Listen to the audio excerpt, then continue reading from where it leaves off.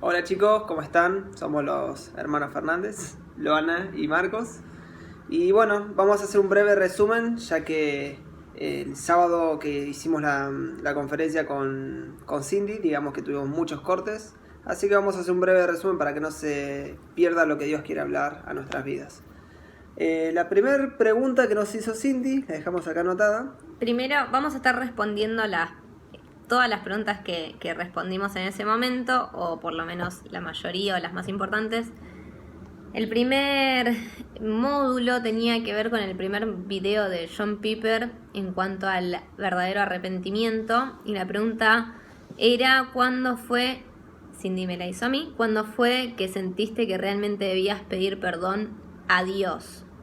¿No? Hablando de todo esto del sentimiento de culpa, del arrepentimiento, del accionar. Y yo le compartí que a mí me pasaba cuando era más chica que las únicas veces que pedía perdón era cuando había una tormenta, porque cuando había una tormenta yo pensaba que en ese momento Dios iba a venir.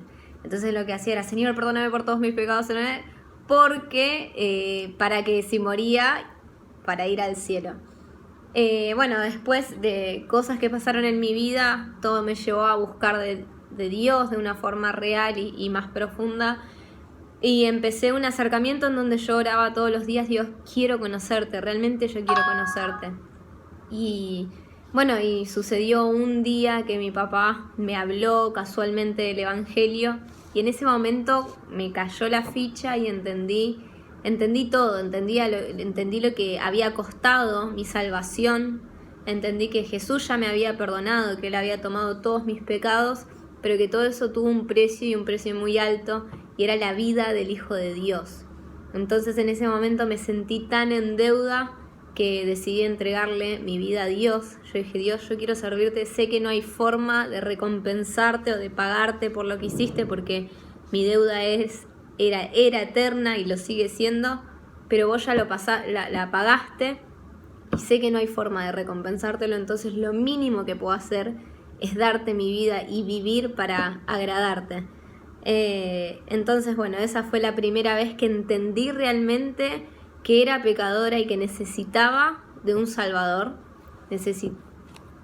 necesitaba el perdón de Dios. Y a partir de ahí, bueno, fui cambiando. A partir de ese día, literalmente mi vida dio 180 grados de vuelta.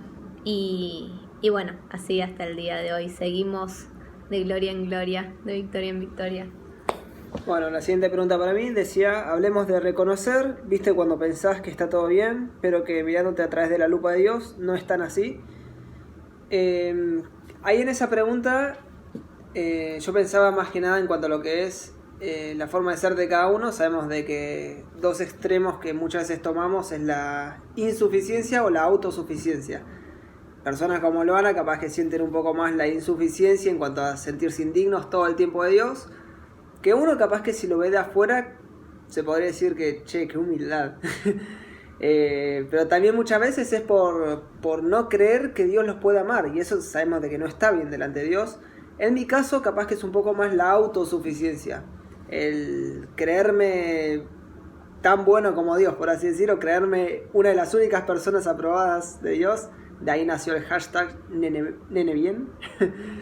Y bueno, algo que Dios me reveló en esto es que nunca vamos a estar bien, por más de que uno sea lo más santo que pueda, por más de que uno nunca se haya metido en lugares donde otras personas sí, nunca vamos a estar bien delante de Dios, porque es nuestra naturaleza. Somos pecadores, somos así, y cuando creemos que está todo limpio, nos acercamos a Dios y empezamos a ver cosas que empiezan a marcar realmente lo que somos nosotros, empiezan a mostrar cómo está nuestra comunión realmente con Dios. Sabemos de que los primeros dos mandamientos más importantes son: amarás al Señor con todo tu corazón y amarás a tu prójimo como a ti mismo. Ninguno de esos dos los cumplimos. Si bien hacemos un esfuerzo, intentamos siempre amar a Dios con todo y a nuestro prójimo, siempre nosotros estamos en ese sentido en deuda con eso. Así que capaz que en ese sentido sí, cuando me vi bajo la lupa de Dios, empecé a sentir cada vez más esa suciedad que estaba bien escondida, porque yo no la veía a simple vista. Un mini ejemplo que hicimos con Cindy era lo que sería estar con una remera sucia en la oscuridad. Vos hasta que no te acerques a la luz no te vas a dar cuenta que está sucio porque no te puedes ver. Así que a medida que nos acercamos a Dios se va viendo esa suciedad. Tal cual. La próxima pregunta fue si nos animamos a contar una experiencia en la que tuvimos un real arrepentimiento. Contar. Bueno, yo creo que un ejemplo que me viene a la mente es cuando me convertí, que siempre tuve, digamos, en la sangre ese carácter fariseo. Y capaz que yo qué sé, cada tanto me mandaba una caifeada y me ponía a reprender a la gente por las cosas mal que hacía. Por ejemplo, yo qué sé, gente que veía, cristianos, que veía que hacían cosas malas y yo decía, bueno, esto está mal, no pueden hacer esto. Que en realidad era con una buena intención porque estaba buscando a Dios y estaba buscando hacer las cosas bien. Pero después cuando Dios en un momento me mostró, che, acá, vos estás mostrando todo esto, pero mira lo que vos sos. Ahí es cuando me di cuenta de realmente estoy muy, muy lejos de lo que tendría que ser. Y ahí fue que Dios, digamos, sentí una convicción de que me habló de cierta forma diciéndome de que no le alcanza un 99%, sino que Él quiere todo. O es todo o no es nada. Así que yo creo que diría ese momento específico fue uno de los momentos que más me marcó. Muy bien. Después pasamos al segundo módulo que tenía que ver con la prédica de Dante Gebel, donde hablaba o exponía que muchas veces predicamos de Dios, pero no hablamos de la santidad muchas veces, ¿no? Entonces la gente viene a la iglesia pensando de que, bueno, Dios me va a bendecir, me va a dar esto, me va a dar aquello, pero se encuentra con que Dios quiere transformar la vida, ¿no?, de cada uno de nosotros. Y la pregunta que me hizo Cindy fue, Loa, ¿les ha pasado de darse cuenta que predicaron a un Dios de milagros, pero que poco o nada hablaron que sin ser santos nadie puede agradar a Dios? En un principio, después de que pasó esto de que yo conté de mi conversión, me acuerdo que salía e inmediatamente lo primero que hablaba era la cruz de Cristo, tenés que arrepentirte, tenés que esto, tenés que aquello, sos pecador, necesitas arrepentimiento. Pero después fue pasando el tiempo y depende con qué personas estaba, me daba cuenta de que había cosas que por ahí omitía o las dejaba, bueno, se los digo más adelante, o por ahí las dibujaba un poco, ¿no? Como para que no suene tan fuerte, porque decirle a una persona por ahí del mundo, de afuera, que tiene que arrepentirse de todo lo que hace y que necesita ser santo, por ahí puede ser un poco chocante para ellos. Pero la realidad es que eso es la verdad que necesitan escuchar. Y esa era la verdad que predicaba Jesús. Y bueno, y conté una experiencia que me sucedió una vez, que estaba en el colectivo y yo sentía muy fuerte de Dios que le vaya a hablar a una chica que estaba en el fondo del colectivo. Y era algo que no podía dejar pasar y lo sentía muy fuerte, entonces agarro un folleto, yo tenía siempre folletos en la mochila de la iglesia, y agarro un folleto, me voy al fondo, antes de bajarme le doy el folleto, Jesús te ama, y me bajo rápido. Y después cuando me bajé del colectivo me quedé pensando, ¿qué habrá pensado esta chica, no? ¿O qué hace eso en la vida de la chica? Porque quizás ella se da la gran vida y hace un montón de cosas que quizás no están bien o lo que sea, y yo voy y le estoy diciendo, Jesús te ama, así como sos, y quizás la persona piensa, y con todo lo que haces, Jesús te ama igual. Entonces la persona en su inmadurez puede pensar, bueno, listo, si Jesús me ama me quedo así, sí, total, Jesús me ama, está todo bien. Y por ahí formamos conceptos errados en la mente de las personas. Entonces, nada, para tener en cuenta, sí, me ha pasado. Ahora trato de hacer todo lo contrario. Cada vez que se abre alguna puerta, es difícil. Yo entiendo que es difícil, pero por otro lado pienso que de eso depende también la salvación de la persona, ¿no? De que ella sea consciente de que necesita un arrepentimiento. La próxima pregunta para Marcos es, ¿Qué es predicar con el testimonio? ¿Qué significa que con espiritualidad no alcanza? Bueno, yo dije de que en cuanto a lo que es predicar con el testimonio, es predicar, digamos, llevar a la práctica lo que se siembra en la intimidad. De nada sirve buscar pura intimidad con Dios si no la llevamos a la práctica, y de nada sirve, como diría Santiago, la fe sin obras es muerta, y viceversa. ¿Era Santiago? Bueno, no importa, que ambas son igual de importantes, tanto la fe como las obras. Las obras son la consecuencia de la comunión que uno tiene con Dios, y la fe es... Romanos, bueno, ahí está. Y bueno, en cuanto a eso puse de que dije de que los frutos surgen en consecuencia de la comunión que nosotros tenemos con Dios, pero también está en nosotros el permitir que Dios nos use. O sea, yo puedo directamente pasar toda mi vida buscándolo a Dios, pasando horas con Él, leyendo la palabra, orando, y van a haber frutos que van a surgir en consecuencia de eso. Pero también hay una parte práctica, la cual es cuando el Espíritu Santo te habla y te dice capaz que algo que no querés escuchar, como a Loana le dijo, anda a predicarle a ese hombre en el colectivo. Y nadie quiere pasar ese momento, capaz que uno siente vergüenza en el momento, pero es ahí donde por medio de la muerte, por medio de esa debilidad, donde uno dice, che, pero me siento tan expuesto, o hablar en el tren me siento tan, qué vergüenza, por medio de eso es que Dios te usa. Así que un ejemplo que di es en cuanto a un atleta. Una persona, si quiere ser atleta, tiene que cumplir ciertas reglas, tiene que entrenarse, cumplir cierta dieta, pero de nada sirve que entrenes todos los días, que tengas todas las dietas habidas y por haber, si nunca te presentas a una maratón. Nunca vas a ser un atleta. Así que es tan importante lo que es la parte... digamos, el entrenamiento, por así decir, espiritual, como lo que es la parte práctica. Más que nada eso. Muy bien. Y por último, el tercer módulo, que tenía que ver con el video de John Piper acerca de la pregunta que le hicieron si una persona inteligente era más espiritual o no. Y bueno, y reflexionamos un poco acerca de esto, qué tenía que ver la inteligencia con la espiritualidad o con la santidad. Y la primera pregunta para Marcos es: ¿crees que es lo mismo ser espiritual que ser santo? ¿Por qué? Y yo creo que Noana está agarrando sus cositas. Yo creo que la espiritualidad y la santidad ambas vienen tomadas de la mano, son paralelas. No puede haber espiritualidad sin santidad y viceversa. Es como si fuese una consecuencia de la otra.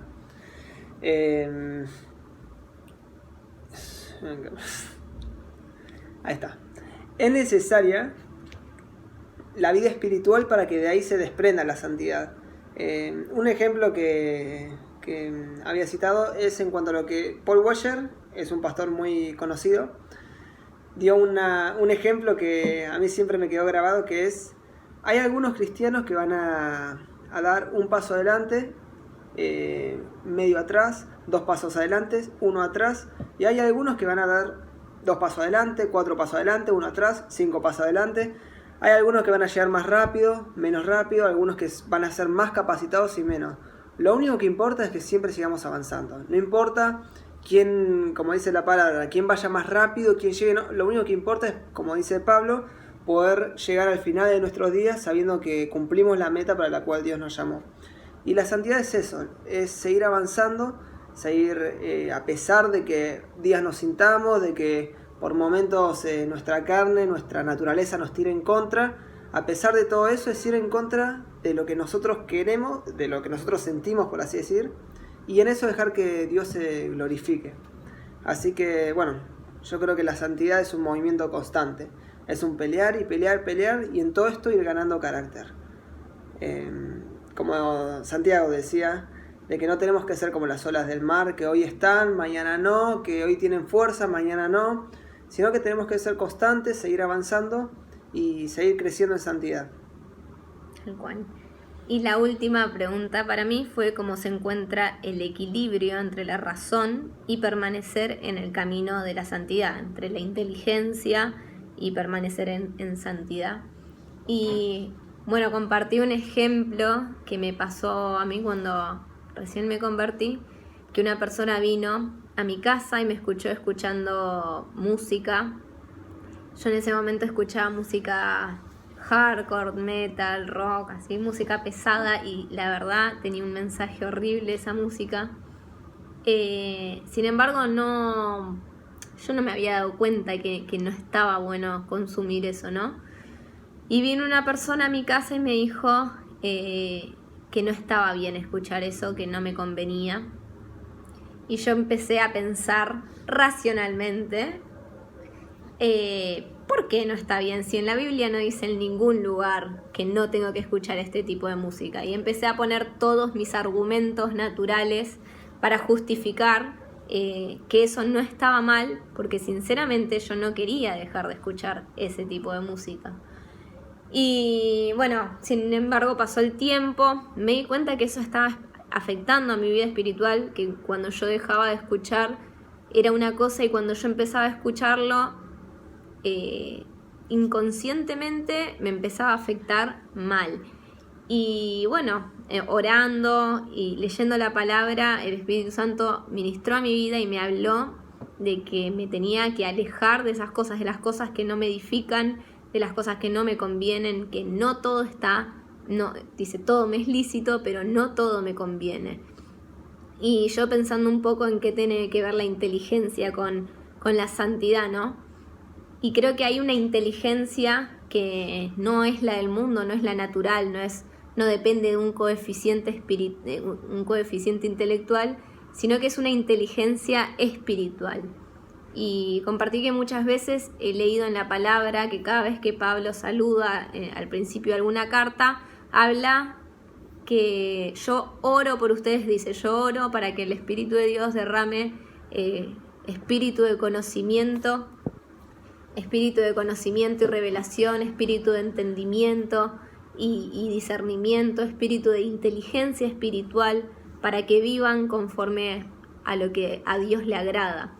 Entonces, reflexionando y meditando un poquito en esto de esta inteligencia espiritual, me lleva a pensar que es una forma de entender, primeramente de ser humildes para aceptar lo que sea que Dios nos muestra que no le está agradando, que no quiere o que a nosotros no nos conviene, por más argumento que tengamos para decir que eso no está mal o lo que sea. Y por otro lado, el ser sabios para... y no dejarnos engañar. Una de las cosas que yo siempre le digo a las chicas de mi iglesia es que tenemos que ser extremadamente sinceros con nosotros mismos. Si realmente queremos crecer, si realmente queremos agradar a Dios, tenemos que ser sinceros con nosotros mismos. Y yo creo que eso es parte de una inteligencia, de ser sabios, de ser inteligentes para conquistar todo lo que Dios tiene para nosotros, para ir, como decía en un principio, de gloria en gloria, de victoria en victoria, para seguir avanzando en este camino de la fe, para seguir agradando todos los días más a Cristo.